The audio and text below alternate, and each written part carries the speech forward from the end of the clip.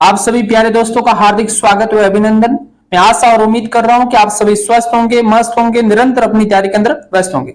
आज आरपीएससी के द्वारा असिस्टेंट प्रोफेसर का थर्ड पेपर यानी कि राजस्थान जीके का पेपर आयोजन करवाया गया था, जिसमें राजस्थान जीके की इतिहास से संबंधित, राजस्थान की कला संस्कृति से संबंधित, राजस्थान का ज्योग्राफी और राजस्थान का इकोनॉमी, इसके अलावा राजस्थान की करंट अफेयर्स और इसके अलावा राजस्थान की राज व्यवस्था से संबंधित प्रश्न पूछे गए थे।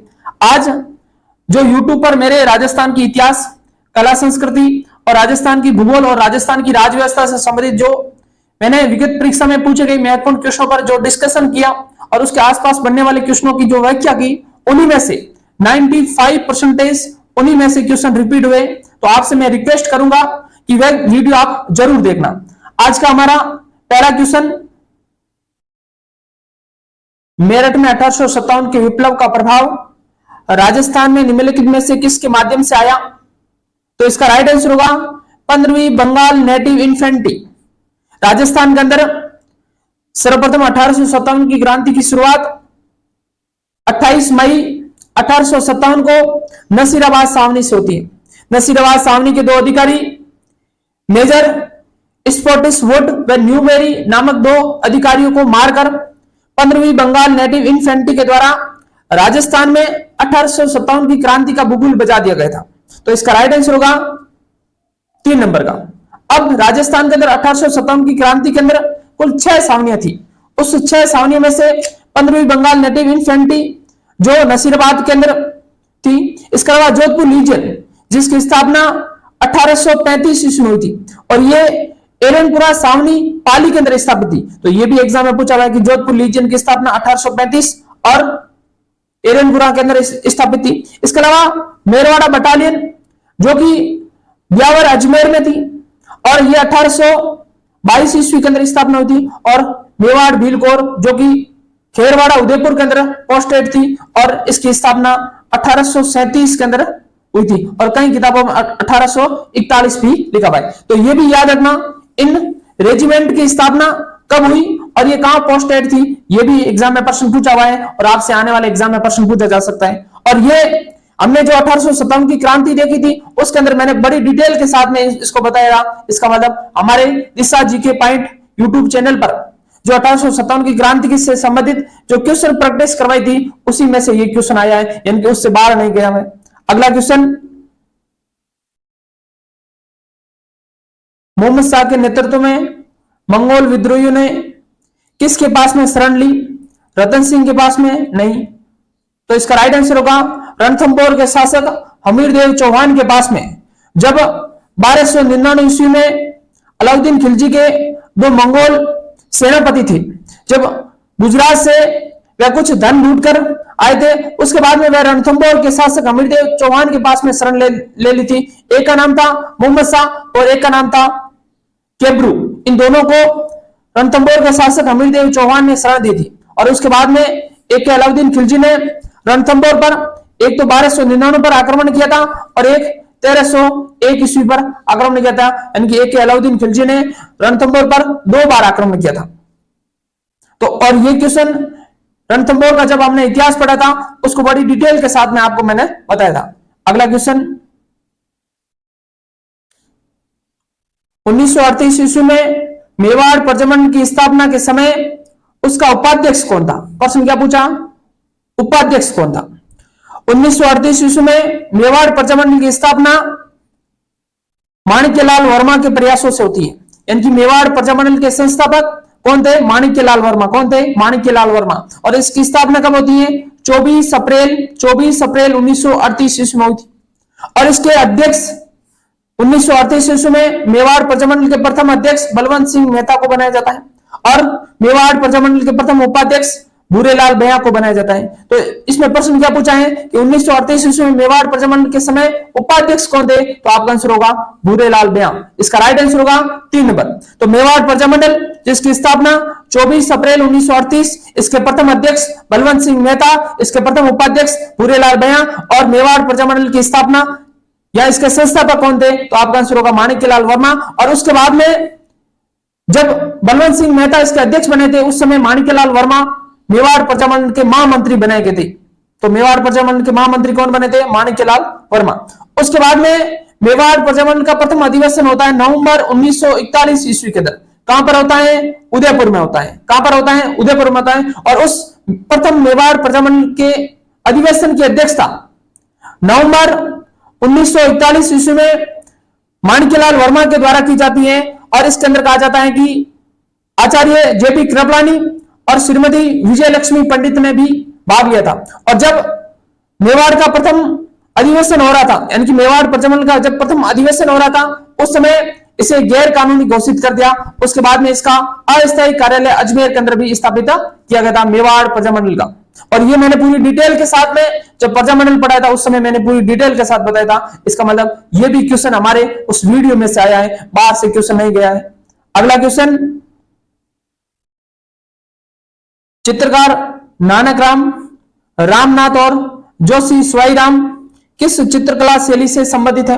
नाथद्वारा नहीं, बीकानेर नहीं, किशनगढ़ बिल्कुल सही। इसका राइट आंसर होगा 3 नंबर। जब हमने किशनगढ़ चित्रशैली पढ़ाई थी उस समय मैंने पूरी डिटेल के साथ में किशनगढ़ चित्रशैली के प्रमुख प्रसिद्ध चित्रकारों के नाम लिखवाए थे और उन्हीं में से प्रश्न पूछ लिया गया। और वो वीडियो जाके देख लेना, मैं इसी क्रम से मैंने लिखा था। नागरीदास, मोरध्वज, निहालचंद, लाडली दास, रामनाथ, स्वाईराम, तुलसीदास, अमरचंद और इसके अलावा भंवरलाल,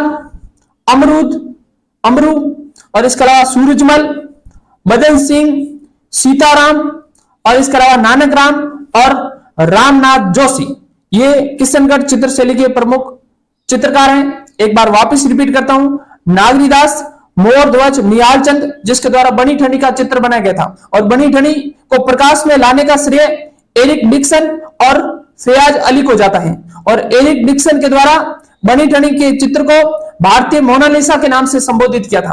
तो ये चित्र किशनगढ़ के शासक नागरीदास के समय और नागरीदास के समय किशनगढ़ चित्रशैली का स्वर्ण काल माना जाता है। और इसी के समय प्रसिद्ध चित्रकार मोरध्वज, निहालचंद के द्वारा बनी ठनी का चित्र बनाया था। इसके अलावा मैंने चित्रकार लिखे हुए थे लाडली दास, रामनाथ, स्वाईराम, तुलसीदास, अमरचंद, भंवरलाल, अमरू और सूरजमल, मदन सिंह, सीताराम और नानक राम और रामनाथ जोशी, ये प्रमुख किशनगढ़ चित्रशैली के प्रसिद्ध चित्रकार हैं। आने वाले एग्जाम के अंदर यदि प्रश्न पूछे तो आपका क्वेश्चन गलत नहीं होना चाहिए। और मैंने पीछे वीडियो के अंदर बता चुका हूं ये पूरी डिटेल के साथ आपको, यानी कि इसमें से बाहर एक भी क्वेश्चन नहीं गया।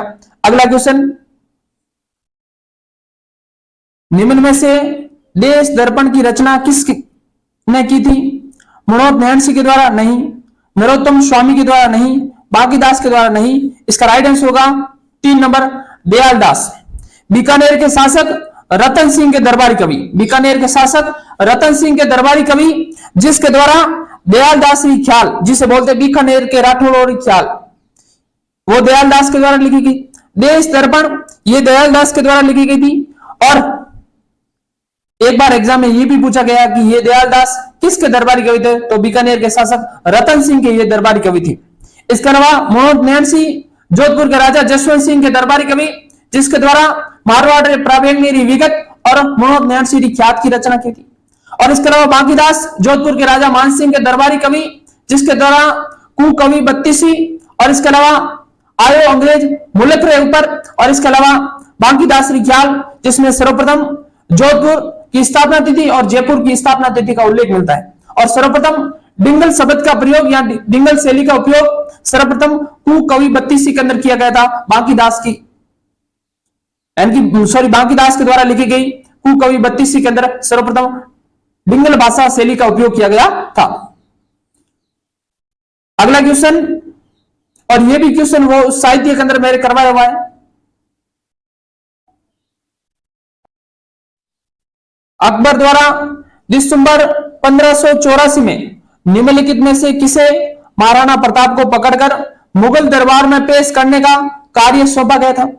यानी कि जब हमने हल्दी घाटी का युद्ध पढ़ा था, उस हल्दी घाटी युद्ध के बाद में 1576 के बाद में अकबर के द्वारा महाराणा प्रताप के विरुद्ध जो सैन्य अभियान भेजे गए थे उनको हमने क्रम से देखा था कि किस किस को महाराणा प्रताप के विरुद्ध अकबर के द्वारा सैन्य अभियान भेजे गए थे। तो जब 1577 के बाद में हल्दीघाटी का युद्ध हुआ था, उसके बाद में 1577, 78 और 79, इन 3 बार शाहबाज खां को भेजा अकबर ने महाराणा प्रताप के विरुद्ध।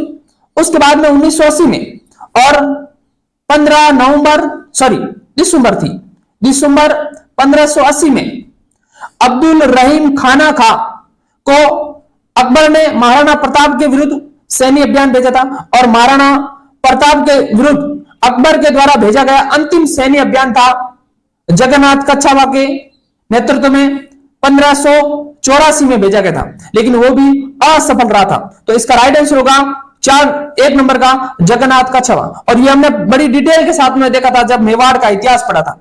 इसका मतलब दिशा जी के पॉइंट के ऊपर जो भी टॉपिक से, चाहे राजस्थान की इतिहास से संबंधित हो, चाहे राजस्थान की कला संस्कृति से संबंधित हो, चाहे राजस्थान की राजव्यवस्था से संबंधित, जितने भी वीडियो डाले हैं वो वीडियो देख लेना। आने वाले एग्जाम के अंदर मैं गारंटी के साथ कहता हूं कि 99% उन्हीं वीडियो में से आपके क्वेश्चन आ जाएंगे। उन्हीं वीडियो, उनके क्वेश्चन और उसके क्वेश्चन के आसपास की जो भी मैं जानकारी दे रहा हूं, उस जानकारी के अंदर से वापस क्वेश्चन आ रहे हैं। इसका मतलब वो वीडियो आप जाके देख लेना। अगला क्वेश्चन, गणगौर पर्व के दौरान गाए जाने वाले गीत गिंदोली का नाम प्रयुक्त होता है, और ये गिंदोली कौन थी? तो इसका राइट आंसर होगा अहमदाबाद के सूबेदार महमूद बेग की पुत्री थी। तो इसका राइट आंसर होगा 3 नंबर। गण का अर्थ होता है भगवान शिव, गण का अर्थ होता है शिव, और गौरी का अर्थ होता है पार्वती, यानी कि भगवान शिव व पार्वती की प्रेम आधारित त्योहार है। और गणगौर का त्योहार राजस्थान में चैत्र शुक्ल तृतीया के दिन मनाया जाता है, और इसी दिन राजस्थान में सर्वाधिक गीत गाए जाते हैं। और गणगौर यानी कि एक हमने कहावत पढ़ी थी कि 30 त्योहार बावड़ी ले डूबी गणगौर। ये RS मेंस के एग्जाम में प्रश्न पूछा गया था कि 30 त्योहार बावड़ी ले डूबी गणगौर, अर्थात राजस्थान में श्रावण शुक्ल तृतीया यानी कि छोटी तीज के दौरान राजस्थान में त्योहारों की शुरुआत होती है, और गणगौर के दिन राजस्थान में त्योहारों की समाप्ति होती है, अर्थात चैत्र शुक्ल तृतीया के दिन राजस्थान में त्योहारों की समाप्ति होती है। और इसी दिन सर्वाधिक गीत गाया जाता है, और इसमें एक गीत गाया जाता है जिसका नाम है गिंदोली गीत, जो कि अहमदाबाद के सूबेदार महमूद बेग की पुत्री थी। और कहा जाता है कि मालानी के शासक मलिनाथ के पुत्र जिसका नाम था जगमाल, और उसके जगमाल और अहमदाबाद के सूबेदार महमूद बेग की पुत्री गिंदोली के मध्य प्रेम प्रसंग का भी उल्लेख मिलता है। अगला क्वेश्चन, और ये हमने जब त्योहार पढ़ा था उस समय बड़ी डिटेल के साथ पढ़ा था। अगला क्वेश्चन, निम्नलिखित में से कौन सा सुमेलित कीजिए? सरस्वती भंडार कहां है? तो सरस्वती भंडार है उदयपुर में। कहां पर है? उदयपुर में है। अनूप संस्कृत पुस्तकालय कहां पर है? बीकानेर के अंदर है। पुस्तक प्रकाश जोधपुर में है, और शास्त्र भंडार कहां पर है? आमेर में है। इसका मतलब एक के अंदर आएगा 4, एक के अंदर आएगा 4, 2 के अंदर आएगा 3, 2 के अंदर आएगा 3, सी के अंदर आएगा 1, और डी के अंदर आएगा 2। इसका राइट आंसर होगा 2 नंबर का। 2 नंबर इसका राइट आंसर होगा। इसके अलावा आपसे प्रश्न पूछा जा सकता है कि जैन भंडार कहां पर है? तो आपका आंसर होगा जैसलमेर के अंदर। और पोथीखाना कहां है? जयपुर में। और पुस्तक प्रकाश जोधपुर में। और सरस्वती पुस्तकालय कहां है? ये आप कमेंट बॉक्स के अंदर बताओगे। और सरस्वती भंडार कहां पर है? उदयपुर में। और संस्कृत पाठशाला कहां पर है? अजमेर में। अगला क्वेश्चन, निम्न में से किसने भील शिक्षा के लिए खडलाई आश्रम की स्थापना की थी? गोविंद गिरी के द्वारा? नहीं। मोतीलाल तेजावत के द्वारा? नहीं। माणिक्यलाल वर्मा के द्वारा? इसका राइट आंसर होगा 3 नंबर का। माणिक्यलाल वर्मा के द्वारा 1934 ईस्वी में सागवाड़ा डूंगरपुर के अंदर 1934 ईस्वी में माणिक्यलाल वर्मा के द्वारा खडलाई आश्रम की स्थापना की गई थी। और इसका मुख्य उद्देश्य था भील क्षेत्र में शिक्षा का अलग जगाना, अर्थात भीलों को शिक्षा के प्रति जागरूकता पैदा करना इसका मुख्य उद्देश्य था। और खडलाई आश्रम की स्थापना 1934 कहां पर? सागवाड़ा डूंगरपुर में। और किसके द्वारा? माणिक्यलाल वर्मा के द्वारा। और इसका मुख्य उद्देश्य भीलों में शिक्षाओं का अलग जगाना, ये इसका मुख्य उद्देश्य था। ये आने वाले एग्जाम में प्रश्न पूछा जा सकता है कि खडलाई आश्रम कहां पर स्थापित किया, तो आपका आंसर होगा सागवाड़ा उदयपुर में। कब किया, 1934 ईस्वी में। किसके द्वारा, माणिक्यलाल वर्मा के द्वारा। इसका क्या उद्देश्य था, इस प्रकार कथन कारण के अंदर आपसे आने वाले एग्जाम में प्रश्न पूछा जा सकता है। अगला क्वेश्चन, निम्नलिखित में से कौन से युग्म सही सुमिलित है। ज्वाला माता का मंदिर जोबनेर जयपुर में, बिल्कुल सही है। केवीआई माता का मंदिर किंसरिया नागौर में है, कहां पर है, किंसरिया नागौर में, बिल्कुल सही है।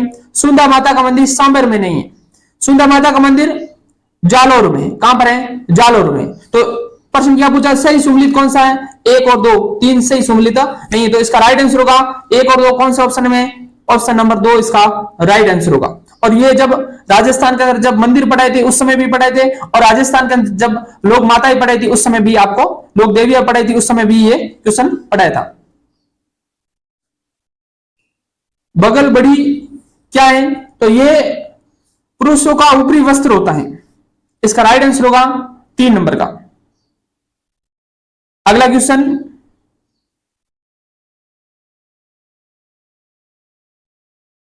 तेजाजी के संबंध में निम्न कथनों पर विचार कीजिए एवं सही विकल्प चुनिए। पहला कथन, तेजाजी खंडलाल के रामकुंवरी एवं तारजी धोलिया जाट के पुत्र थे, बिल्कुल। नागवंशी जाट लोक देवता तेजाजी का जन्म खंडलाल नागौर में हुआ था। इनके पिता का नाम तारजी जाट था, माता का नाम रामकुंवरी और पत्नी का नाम पेमल दे था, इसका मतलब पहला ऑप्शन सही है। दूसरा, लाचा गुजरी की गायों के रक्षार्थ तेजाजी ने एक विकट लड़ाई लड़ी थी, बिल्कुल सही है।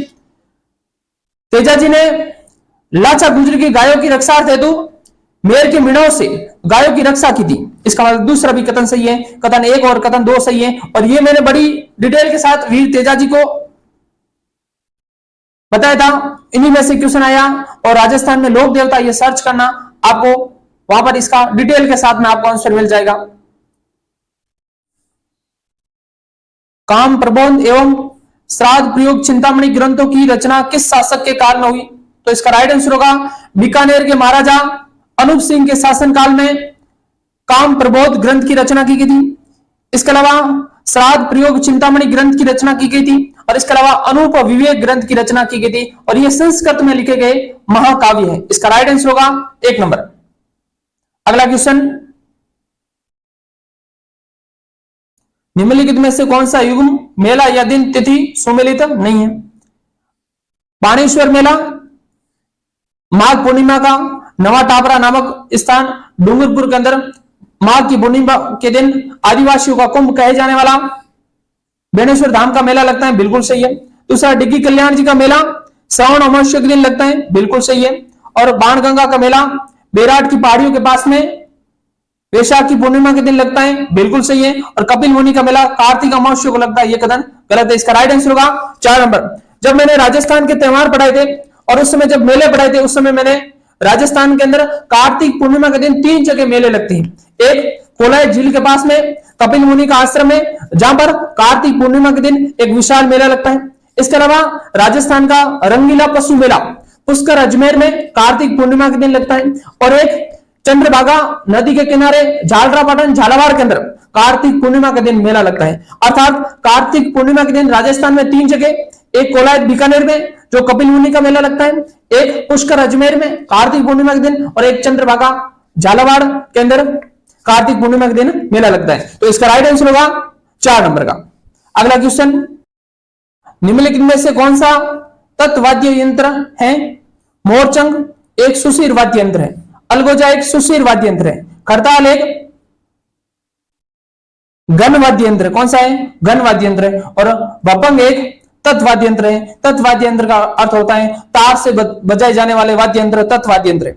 जब मैंने राजस्थान में वाद्य यंत्र पढ़ाए थे उस समय तत्वाद्य यंत्र लिखा थे रावणंता, सारंगी, जंतर, इकतारा, चौतारा, कामायचा, तंदूरा, अपंग, भपंग, रबाज, रवाब, चिकारा, दुकाको, सुरिंदा और सुरमंडल, ये सभी तत्वाद्य यंत्र हैं। आने वाले एग्जाम में प्रश्न पूछा जा सकता है, और मैंने इतने डिटेल के साथ में बताए थे कि तत्वाद्य यंत्र राजस्थान में कौन कौन से हैं। एक रावणत्ता, एक सारंगी, जंतर, इकतारा, चौतारा, कामायचा, तंदूरा और बपंग और रबाज, रबाव और चिंकारा, दुकाको, सुरिंदा और सुरमंडल, ये सभी तत्व वाद्य यंत्र हैं। आने वाले एग्जाम में प्रश्न पूछा जा सकता है। और खड़ताल कैसा एक घन वाद्य यंत्र है, और मोरचंग एक सुशीर वाद्य यंत्र है, और अलगोजा एक सुशीर वाद्य यंत्र है। और राजस्थान का वाद्य यंत्र कौन सा है, तो उसका नाम है अलगोजा वाद्य यंत्र, जिसे राजस्थान का वाद्य यंत्र कहा जाता है। अगला क्वेश्चन,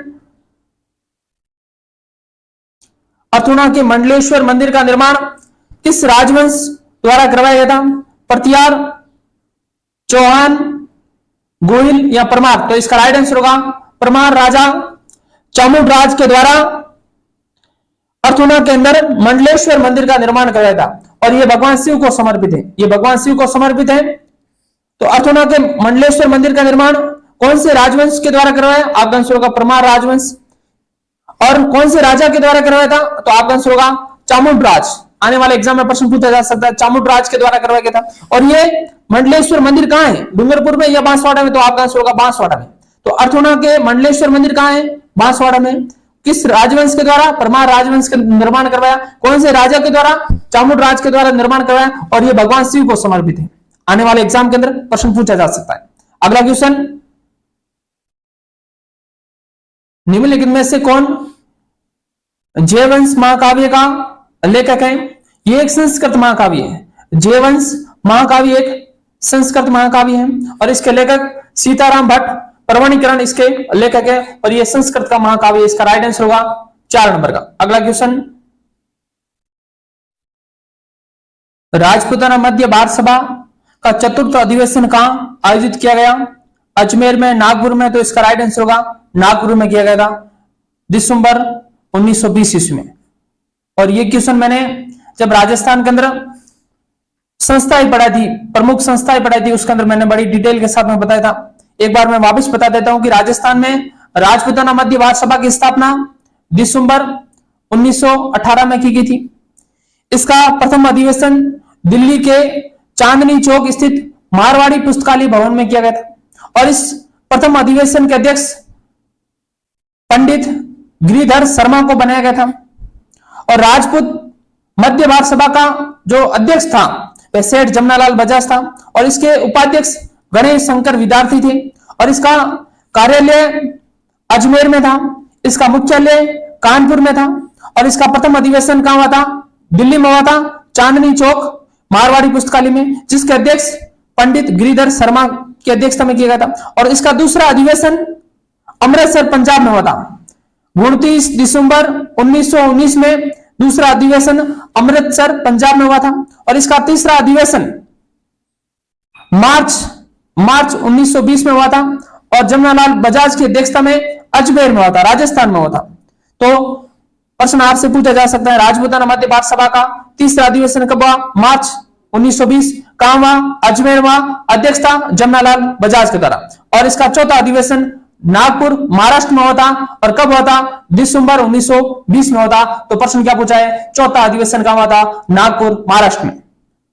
तो ये इतनी बातें याद रखना, आने वाले एग्जाम में आपसे प्रश्न पूछा जा सकता है। और ये मैंने बड़ी डिटेल के साथ में बताया था जब राजस्थान में प्रमुख संस्थाएं पढ़ाई थी उस समय। अगला क्वेश्चन, जालोर के विरुद्ध अलाउद्दीन के अभियान के संबंध में निम्न कथनों पर विचार कीजिए एवं सही विकल्प चुनिए। पहला कथन, अलाउद्दीन खिलजी ने मलिक कमालुद्दीन गुरुक के नेतृत्व में एक शक्तिशाली भेजा इनकी सेना भेजी थी, बिल्कुल पहला कथन सही है।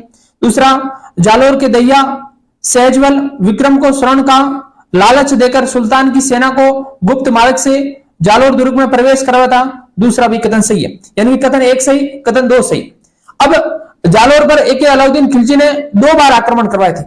पहली बार 1305 ईस्वी के अंदर एक सेनापति का नाम था जिसका नाम था एन उल मुल्क मुल्तानी, इसके नेतृत्व में 1305 ईस्वी में जालोर पर आक्रमण किया था। उसके बाद में 1311 ईस्वी में कमालुद्दीन गुरुक के नेतृत्व में एक अलाउद्दीन खिलजी ने जालोर पर आक्रमण करवाया था। और उसके बाद में कमालुद्दीन गुरुक के नेतृत्व में जब 1311 में सेना भेजी थी, इसने जालोर पर अधिकार किया था 1311 ईस्वी में। और उसके बाद में जालोर का नाम परिवर्तन करके जलालाबाद रख दिया था। और उस समय जालोर के कानरदेव के कुछ गद्दार भिक्का दहिया के द्वारा विश्वासघात किया गया था। और ये कानरदेव प्रबंधन जिसके लेखक पद्मनाभ है, उसके अंदर इसका नाम सहजबल विक्रम मिलता है। इसने विश्वासघात कर दिया था और जालोर के किले की गुप्त रास्ता बता दिया था। इसका मतलब कथन एक सही, कथन दो सही। और उसके बाद में जालोर पर अधिकार हो जाता है और इसका नाम बदलकर जलालाबाद रख दिया जाता है और कमालुद्दीन गुरुक इसका नेतृत्व कर रहे होते हैं। अगला क्वेश्चन, निम्न में से कौन सा आभूषण कान में पहना जाता है? चाट, पोत, नोगरी और ओखरी। इसका राइट आंसर होगा ओखरी, जो कि कान में पहना जाता है। इसका राइट आंसर होगा 4 नंबर का। इसके अलावा कान में कौन कौन से आभूषण पहने जाते हैं, आपसे आने वाले एग्जाम में प्रश्न पूछा जा सकता है। इसके अलावा बाली जो कान में पहना जाता है, लटकन, झुमका, सुरुलिया, सुरुलिया, पीपल पत्रा, अंगोटिया, टॉप्स, जेला, जमेला और बुचारियो, बुचारिया और टोटी, ये मुख्य रूप से कान में पहने जाने वाले आभूषण है। अगला क्वेश्चन, निम्नलिखित में से कौन से दक्षिणी अरावली के शिखर हैं? नागपानी कहां है? उदयपुर में है। और नागपानी की ऊंचाई कितनी है? 867 किलोमीटर। पानगढ़ कहां है? अलवर में है। ऊंचाई कितनी है? 749 किलोमीटर। लीलागढ़ कहां है? लीलागढ़ है उदयपुर में, 874 किलोमीटर। और नागपाड़ कहां है? अजमेर में। कहां पर है? अजमेर में, अर्थात ये मध्य अरावली में। इसकी ऊंचाई है 795 मीटर। प्रश्न क्या पूछा है? दक्षिणी अरावली में कौन सी स्थित है? तो इसका राइट आंसर होगा 1 और इसका राइट आंसर होगा 3, यानी कि इसका राइट आंसर होगा 1 नंबर का 1 व सी, यानी कि ए और सी इसका राइट आंसर होगा। और ये मैंने जब अरावली की चोटियां पढ़ाई थी उस समय मैंने पूरी व्यवस्थित चोटियां लिखाई थी अवरोही क्रम में। अगला क्वेश्चन, राष्ट्रीय स्वच्छ वायु कार्यक्रम रिपोर्ट 2022 के अनुसार निम्न में से राजस्थान का कौन सा शहर वायु गुणवत्ता में सबसे प्रदूषित शहर है? रिपोर्ट कौन सी 2022 की है? तो इसका राइट आंसर होगा जोधपुर। इसका राइट आंसर होगा 2 नंबर का जोधपुर। अगला क्वेश्चन, नाथरी, नेरी, टुनका, सिंद्रियास निम्नलिखित में से किस खनिज के खनन क्षेत्र हैं, यानी कि कौन से खनिज के खनन क्षेत्र हैं? तो इसका राइट आंसर होगा 3 नंबर का अभ्रक के ये खनन क्षेत्र है। ये नाथरी, नेरी कहां पर है? भीलवाड़ा में है।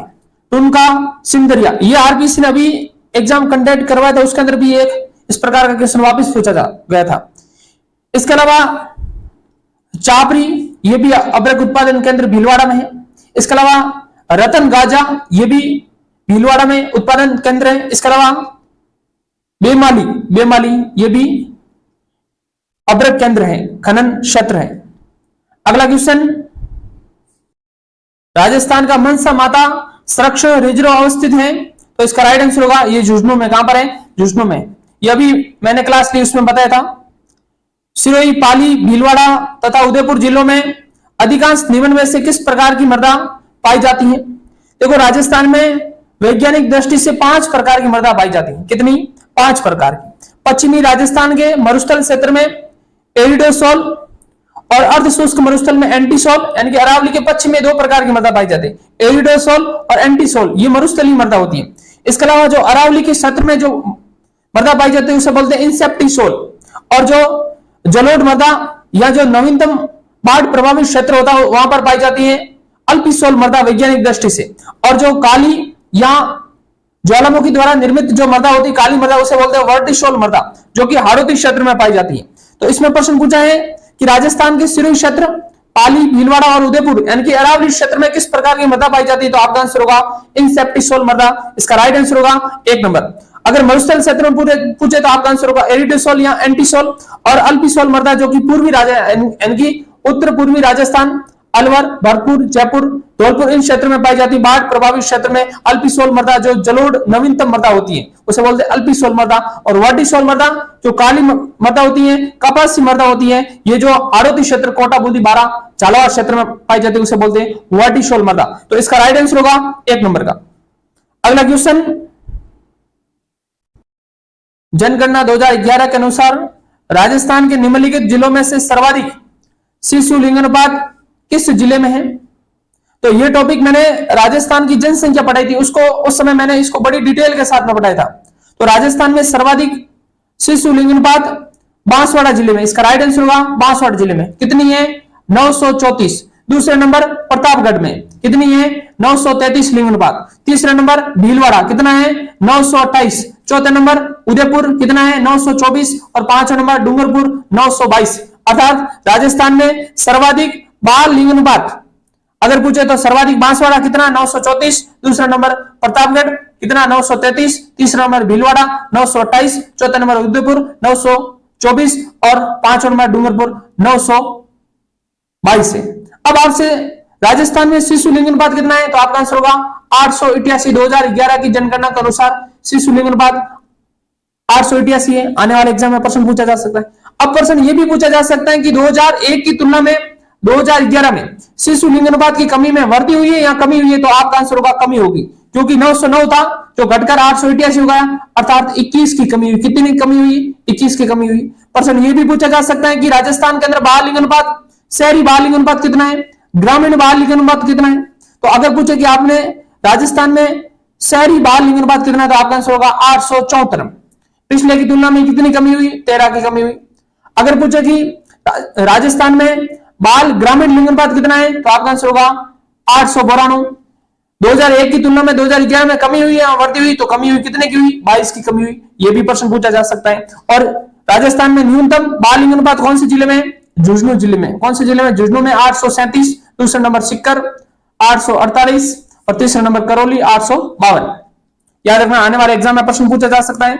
और यह मैंने बड़ी डिटेल के साथ में आपको आम लोगों ने वन्य जीव के प्रति जागरूकता हेतु वन विभाग राजस्थान के द्वारा जालोर जिले के लिए निम्नलिखित में से कौन सा शुभंकर निर्धारित किया गया, भालू। इसका राइट आंसर होगा 1 नंबर जालोर जिले का शुभंकर कौन सा है, भालू है।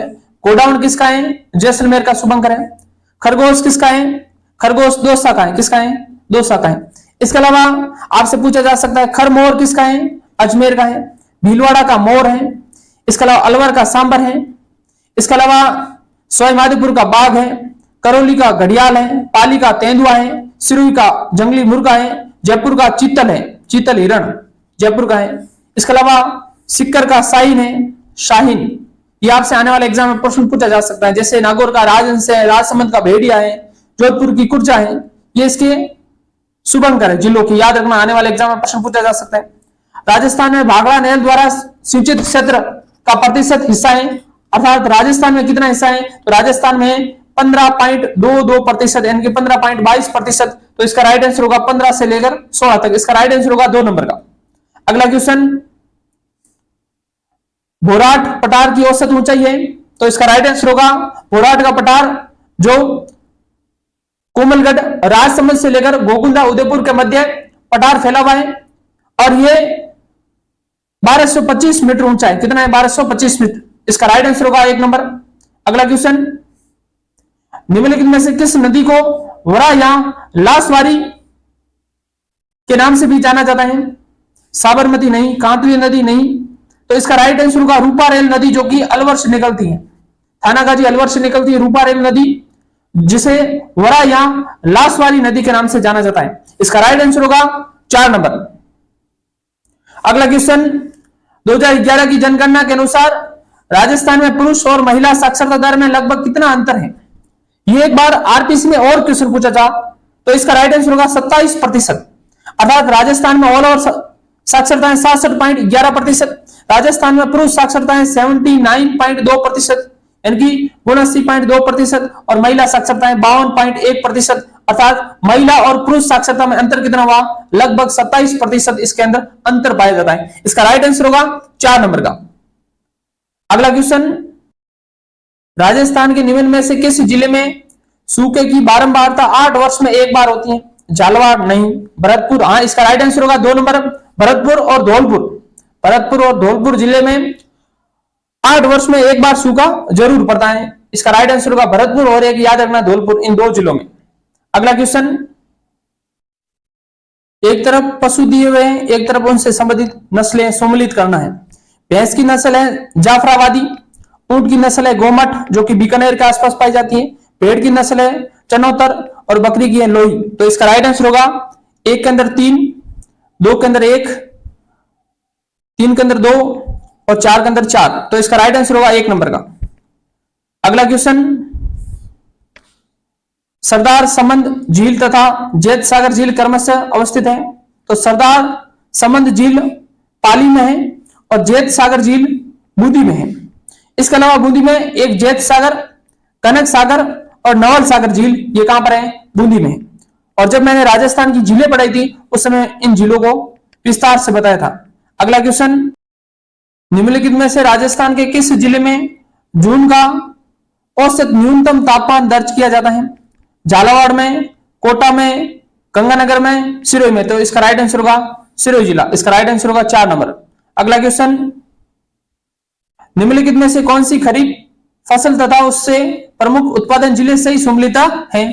पहला बाजरा, अलवर, बाड़मेर और जयपुर। तो इसका राइट आंसर होगा 1 नंबर, क्योंकि बाजरा एक खरीफ की फसल है और इसका उत्पादन अलवर में होता है सर्वाधिक, बाड़मेर में और जयपुर में होता है। मक्का एक खरीफ की फसल है, लेकिन ये सीकर, जालौर और धौलपुर में नहीं होती है, ये चित्तौड़गढ़, भीलवाड़ा, बांसवाड़ा इन जिलों में होती है। इसके अलावा कपास खरीफ की फसल है, लेकिन ये धौलपुर, जालौर और प्रतापगढ़ में नहीं होती है, ये मुख्य रूप से श्री गंगानगर, हनुमानगढ़, इसके अलावा डूंगरपुर, बांसवाड़ा और बाड़ा इन क्षेत्र में होती है। इसका मतलब तीसरा भी कथन गलत है। चौथा, गेहूं एक रबी की फसल है, नहीं कि खरीफ की। तो इसका राइट आंसर होगा 1 नंबर का, जो कि बाजरा एक खरीफ की फसल है और अलवर, बाड़मेर और जयपुर में है। अगला क्वेश्चन, राजस्थान हरित हाइड्रोजन नीति कब से प्रभाव में आई? 2024 नहीं, 2022 नहीं, 2021 नहीं। तो इसका राइट आंसर होगा 4 नंबर।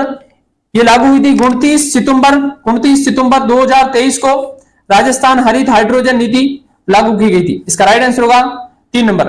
अगला क्वेश्चन, 4 नंबर, एक तरफ उद्योग है, एक तरफ उद्योग कहां अवस्थित है, उनकी स्थिति बताना है। राजस्थान कोऑपरेटिव मिल्स गुलापुरा भीलवाड़ा में है, एक के अंदर आएगा 4। वाटन स्पिनिंग मिल्स जो कि लाडनू नागौर में भी है और चूरू में भी है, 2 जगह है। और श्री सीमेंट जो कि ब्यावर में है और श्री राम सीमेंट कोटा के अंदर है। जेके टायर काकरोली राजसमंद में है। तो इसका राइट आंसर होगा 1 के अंदर 4, 2 के अंदर 2 और 3 के अंदर 1। तो इसका राइट आंसर होगा 3 नंबर का। अगला क्वेश्चन, वन विभाग राजस्थान के प्रशासनिक प्रतिवेदन 2023-24 के अनुसार निम्नलिखित में से कौन से जिले का वनावरण प्रतिशत उसके कुल भौगोलिक क्षेत्र की दृष्टि से द्वितीय स्थान पर है? क्या प्रश्न पूछा है कि राजस्थान में वनावरण का प्रतिशत के आधार पर पूछा है। अगर राजस्थान में वनावरण का प्रतिशत देखें तो सर्वाधिक वनावरण में प्रतिशत उदयपुर में है, दूसरे नंबर प्रतापगढ़ में है, तीसरे नंबर सिरोही में है और चौथे नंबर करौली में है। प्रश्न क्या पूछा है? वनावरण का प्रतिशत पूछा है और सेकंड स्थान पूछा, तो इसका राइट आंसर होगा प्रतापगढ़। अगर पूछे कि राजस्थान में वनावरण सर्वाधिक कौन से जिले में सर्वाधिक क्षेत्रफल है वनावरण का, तो आपका आंसर होगा 1 नंबर उदयपुर, दूसरे नंबर अलवर, तीसरे नंबर प्रतापगढ़ और चौथे नंबर बारां। अगर वनावरण का क्षेत्रफल पूछे और सर्वाधिक पूछे तो आपका आंसर उदयपुर, दूसरे नंबर अलवर, तीसरे नंबर प्रतापगढ़ और चौथा नंबर बारां। अगर वनावरण के अंदर प्रतिशत के आधार पर पूछे कि राजस्थान में सर्वाधिक प्रतिशत वनावरण में कहां पर है, तो आपका आंसर होगा उदयपुर, दूसरा नंबर प्रतापगढ़, तीसरा नंबर सिरोही और चौथा नंबर करौली। ये दोनों अलग अलग बातें याद रखना, अलग अलग क्वेश्चन पूछे जा सकते हैं।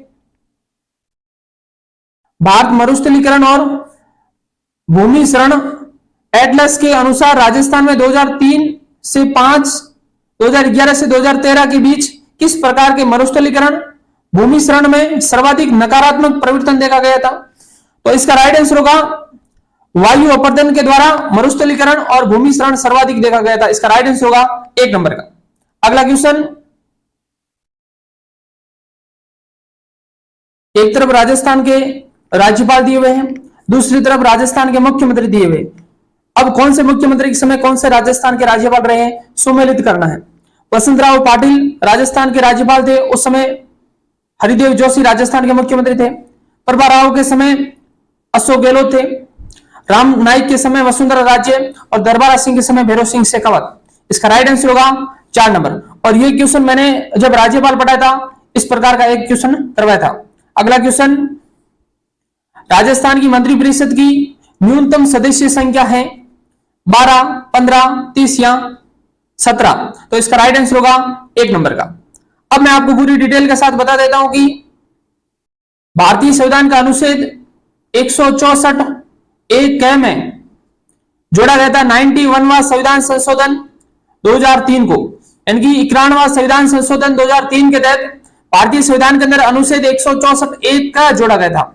इसके तहत यह निर्धारित किया गया कि राज्य मंत्रिपरिषद में मुख्यमंत्री सहित अधिकतम मंत्री राज्य की कुल विधानसभा सीटों का 15% से अधिक नहीं होंगे। अर्थात राजस्थान में 200 सीटें हैं तो 200 का 15% होता है। मुख्यमंत्री सहित 30 मंत्री हो सकते हैं, यानी कि मुख्यमंत्री सहित 30 मंत्री हो सकते हैं, अर्थात 29 + 1 हो सकते हैं। और इसी के अंदर यह निर्धारित किया कि राजस्थान के अंदर मुख्यमंत्री सहित न्यूनतम मंत्री 11 + 1 अर्थात अधिकतम 12 हो सकते हैं। न्यूनतम कितने हो सकते हैं? 12। तो इसका राइट आंसर होगा 1 नंबर। तो ये कौन से संविधान के तहत? तो 91वां संविधान संशोधन 2003। अनुच्छेद कौन सा लिखा है? अनुच्छेद 164 एक क में लिखा हुआ है कि राज्य का मंत्रिपरिषद का आकार कितना होता है। अगर पूछे कि राजस्थान में मुख्यमंत्री सहित अधिकतम कितने मंत्री हो सकते हैं तो आपका आंसर होगा 30। अगर न्यूनतम मुख्यमंत्री सहित कितने हो सकते हैं तो आपका आंसर होगा 12। तो इसमें क्या पूछा है कि न्यूनतम, तो इसका राइट आंसर होगा 1 नंबर। और ये मैंने जब मुख्यमंत्री पढ़ाया था उस समय डिटेल के साथ में पढ़ाया था। अगला क्वेश्चन, संविधान के अनुच्छेद 191 एक के अंतर्गत राजस्थान विधानसभा के सदस्यों की निरर्हता के संबंध में निम्नलिखित कथनों पर विचार कीजिए। पहला कथन, ऐसे प्रश्नों पर राज्यपाल का विनिश्चय अंतिम होगा, बिल्कुल सही है। दूसरा कथन, ऐसे किसी भी प्रश्न पर विनिश्चित करने से पहले राज्यपाल निर्वाचन आयोग की राय लेगा और ऐसी राय के अनुसार कार्य करेगा, इसका मतलब दूसरा भी कथन सही है। अब मैं आपको बता देता हूं कि भारतीय संविधान के अनुच्छेद 191 एक के अंदर लिखा है राज्य के विधानसभाओं के सदस्यों की निरर्हता यानी कि अयोग्यता को लिखा हुआ है। इसको अयोग्य घोषित कौन कर सकता है? राज्य का राज्यपाल कर सकता है। आप पूछो सर ये कौन से अनुच्छेद में लिखा है? अनुच्छेद 192 एक के अंदर लिखा है कि अनुच्छेद 191 के तहत यदि राज्य विधानसभा की सदस्यों की निरर्हताओं के आधार पर अयोग्य घोषित करना चाहता है तो वह राज्य का राज्यपाल करेगा। और ये कौन से अनुच्छेद में लिखा है? अनुच्छेद 192 एक में लिखा है। और वह किससे सलाह लेगा? तो वह केंद्रीय निर्वाचन आयोग से सलाह लेगा। यह कहां लिखा है? अनुच्छेद 192 में लिखा है कि राज्य का राज्यपाल जब राज्य विधानसभा के सदस्यों को अयोग्य घोषित करेगा तो वह केंद्रीय निर्वाचन आयोग से सलाह लेगा। और यह कौन से अनुच्छेद के तहत लेगा? अनुच्छेद 192 के तहत लेगा। तो इसका राइट आंसर होगा 1 और 2। लेकिन भारतीय संविधान का अनुच्छेद 191(2) के अंदर क्या लिखा है? आपसे प्रश्न पूछा जा सकता है। तो अनुच्छेद 191(2) के अंदर लिखा है कि राज्य विधानसभा सदस्यों को यदि दल बदल के आधार पर अयोग्य घोषित करना चाहता है तो वह राज्य की विधानसभा का अध्यक्ष करेगा। कौन करेगा? विधानसभा का अध्यक्ष। अर्थात हम कह सकते हैं यदि दल बदल के आधार पर अयोग्य घोषित करना चाहता है तो विधानसभा का अध्यक्ष करेगा। कौन से अनुच्छेद के तहत करेगा? अनुच्छेद 191(2) के तहत करेगा। किसके आधार पर? दल बदल के आधार पर। इसके अलावा अयोग्यता के आधार पर यानी कि उन सदस्यों की निरर्हता के आधार पर अनुच्छेद 191 एक में लिखी है उसके आधार पर यदि अयोग्य घोषित करेगा तो कौन करेगा? राज्य का राज्यपाल करेगा। कौन से अनुच्छेद 192 एक के तहत? और किससे सलाह लेगा? केंद्रीय निर्वाचन आयोग के अनुच्छेद 192 के तहत। और ये केंद्रीय निर्वाचन आयोग से क्यों सलाह लेगा? क्योंकि विधानसभा का चुनाव कौन करवाता है? केंद्रीय निर्वाचन आयोग करवाता है, नहीं कि राज्य निर्वाचन आयोग। और ये मैंने पूरी डिटेल के साथ में जब राज्य में विधानसभा पढ़ाई थी उसमें पूरी डिटेल के साथ में पढ़ाया था। अर्थात राजस्थान के अंदर जब राजस्थान की मेरी पॉलिटी की पूरी क्लास देख लेना, आपका एक भी क्वेश्चन बाहर नहीं जाएगा। इसका मतलब कथन 1 और कथन दोनों ही सही है। अगला क्वेश्चन, राज्य वित्त आयोग के अध्यक्ष का आरोही कालक्रम के आधार पर सही विकल्प चुनिए। अब मैं आपको बताता हूं कि राजस्थान वित्त आयोग के कितने अध्यक्ष रहे क्रम से। पहले अध्यक्ष थे कृष्ण कुमार गोयल, दूसरे नंबर हीरालाल देवपुरा, तीसरे नंबर माणिकचंद सुराणा, चौथे नंबर बीडी कल्ला, पांचवें नंबर डॉक्टर ज्योति किरण और छठे नंबर प्रद्युमन सिंह थे। और वर्तमान में छठा वित्त आयोग चल रहा है। तो इसका राइट आंसर होगा 4 नंबर का हीरालाल देवपुरा, उसके बाद माणिकचंद सुराणा और बीडी कल्ला और उसके बाद में डॉक्टर ज्योति किरण और उसके बाद में प्रद्युमन सिंह। क्योंकि पहला गलत हो गया दूसरा गलत, इसका राइट आंसर होगा 4 नंबर का। यानी कि आपको राजस्थान के राज्य मानवाधिकार आयोग के सदस्यों को क्रम से याद रखना पड़ेगा। राज्य सूचना आयोग के सदस्यों को अध्यक्ष का क्रम से याद रखना पड़ेगा। राज्य वित्त आयोग के अध्यक्ष को क्रम से याद रखना पड़ेगा, यानी कि राज्य में जितने भी आयोग हैं उनके अध्यक्ष को क्रम से याद रखना पड़ेगा। ये क्वेश्चन आपसे ये डिमांड करता है आने वाले एग्जाम के अंदर इस प्रकार के क्वेश्चन और पूछे जा सकते हैं।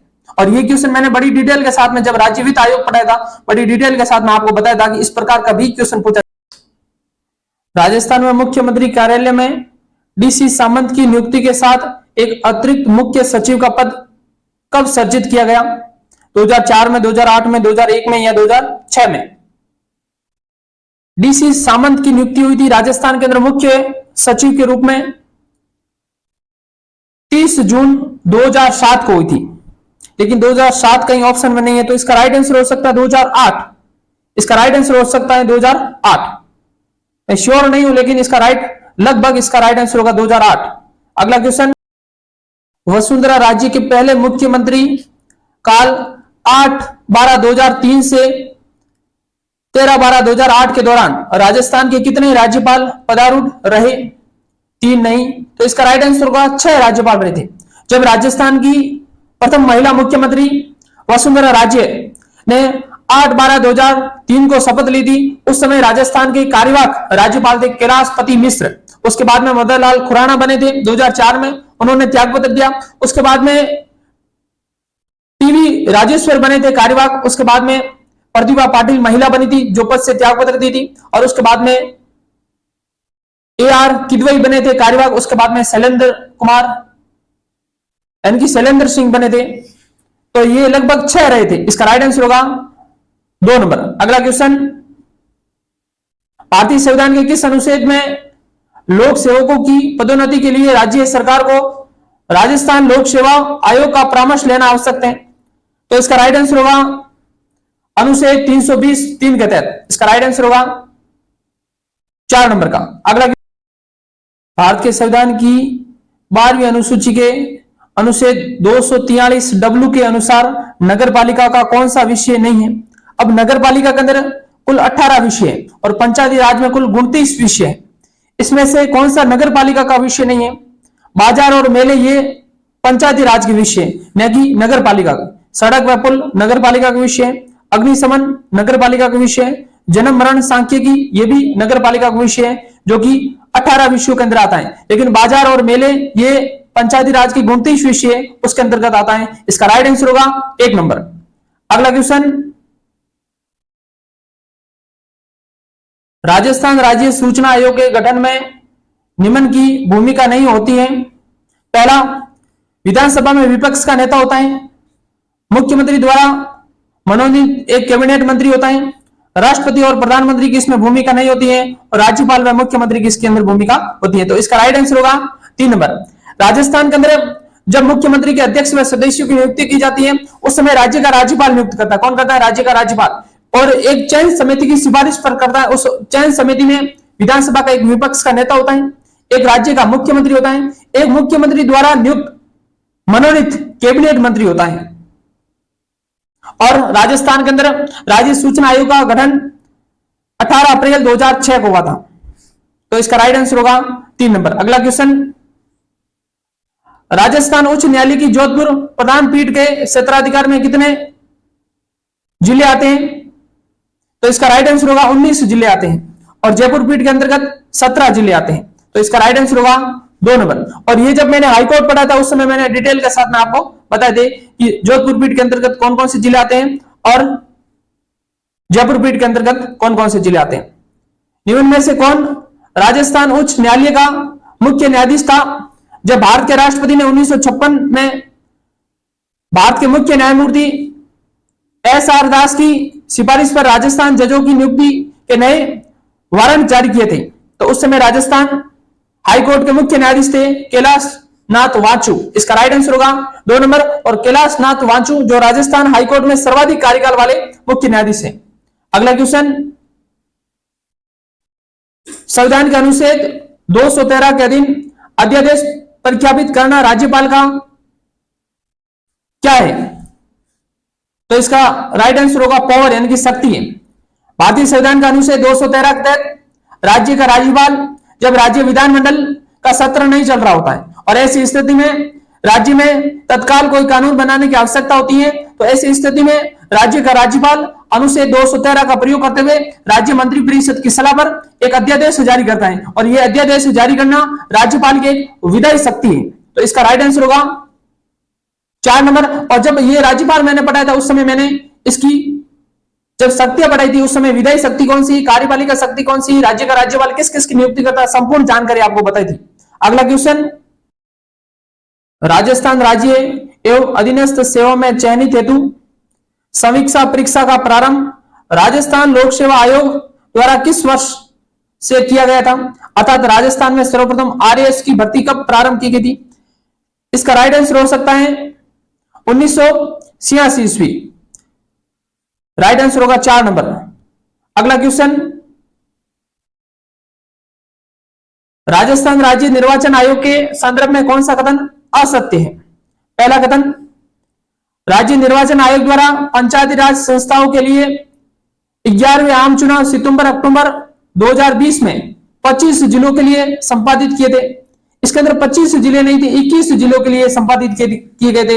इसका मतलब पहला कथन असत्य है। प्रश्न क्या पूछा, पहला कथन असत्य पूछा गया था। इसका मतलब इसका राइट आंसर होगा 1 नंबर का।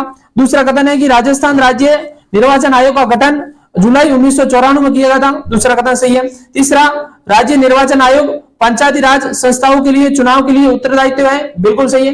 राज्य निर्वाचन आयोग पंचायती राज और नगर पालिका के चुनाव करवाता है, इसका मतलब तीसरा भी कथन सही है। और केंद्रीय निर्वाचन आयोग राष्ट्रपति के चुनाव करवाता है, उपराष्ट्रपति के चुनाव करवाता है, लोकसभा के चुनाव करवाता है, और इसके अलावा राज्यों की विधानसभाओं का चुनाव करवाता है, और विधान परिषद के चुनाव केंद्रीय निर्वाचन आयोग के द्वारा करवाए जाते हैं, और राज्य निर्वाचन आयोग के द्वारा राजस्थान में पंचायती राज के चुनाव करवाता है, और इसके साथ में नगर पालिका का चुनाव राज्य निर्वाचन आयोग द्वारा करवाया जाता है। इसका मतलब तीसरा कथन सही है। चौथा है कि राज्य निर्वाचन आयोग एक सदस्यीय आयोग है जिसकी अध्यक्षता राज्य निर्वाचन आयोग द्वारा की जाती है, बिल्कुल सही है।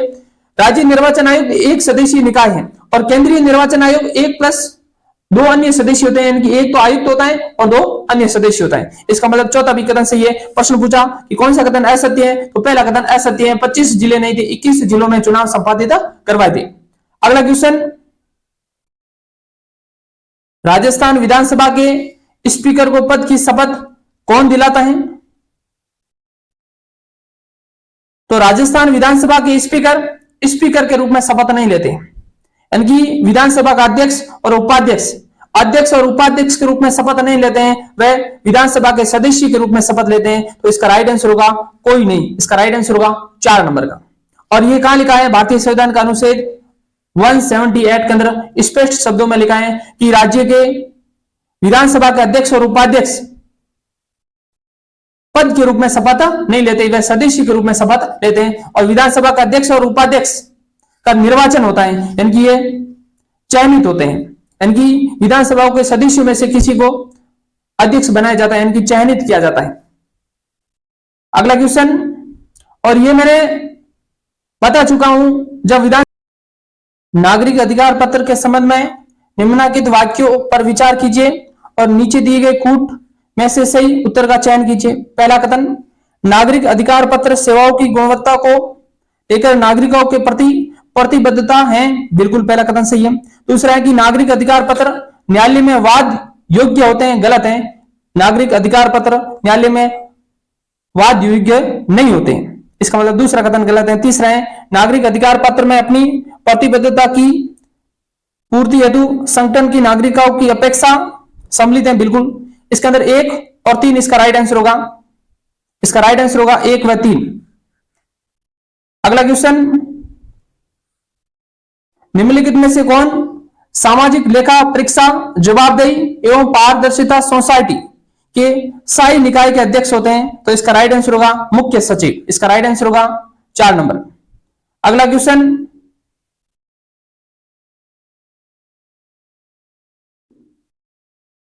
सूचना का अधिकार अधिनियम 2005 की गारंटी के अनुसार निम्न में से कौन सी मूल उद्देश्य अधिनियम का नहीं है। नागरिकों को सशक्त करना, ये इसका मूल उद्देश्य नहीं है।